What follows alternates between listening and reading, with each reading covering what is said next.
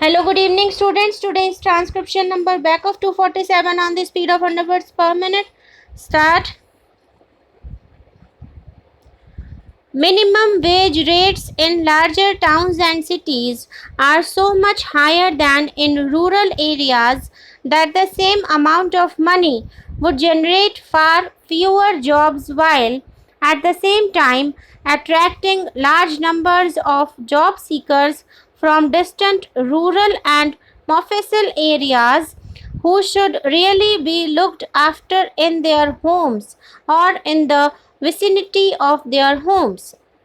Also, fewer jobs for the same amount of money would mean the spread is thin in precisely those urban concentrations where the numbers looking for jobs is much higher and, moreover, charged with higher expectations.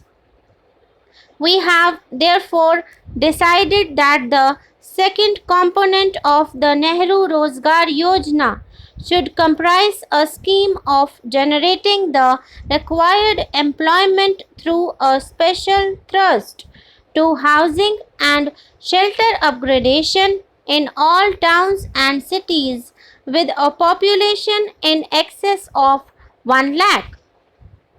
We are, however, excluding from this scheme the four super-metropolitan cities of Bombay, Calcutta, Delhi and Madras, not because these super-metros do not need housing-related employment, but because there are already in operation in these cities similar programs with investment running to hundreds of crores of rupees, including funding by the World Bank and other external sources. Thus, the Nehru Rozgar Yojana component for urban employment through housing and shelter upgradation might be seen as the extension of the concept of employment through house building and shelter upgradation to the hitherto somewhat neglected smaller metropolitan and non-metropolitan cities and towns of our country. Under this component, we have focused on the most labor-intensive activity available in urban areas, namely the construction and upgradation of dwelling units and housing. Besides, the shortage of housing in these areas is so acute that the fruits of intensified construction activity will directly reach those most in need of it, that is, the urban poor.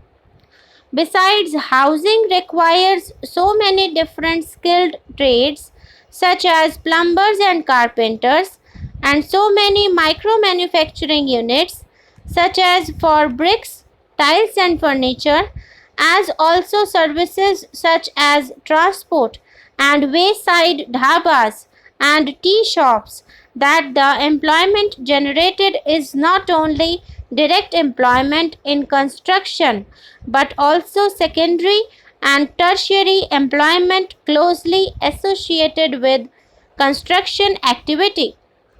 Also, some of the house building and much of the shelter upgradation will be undertaken by family labor.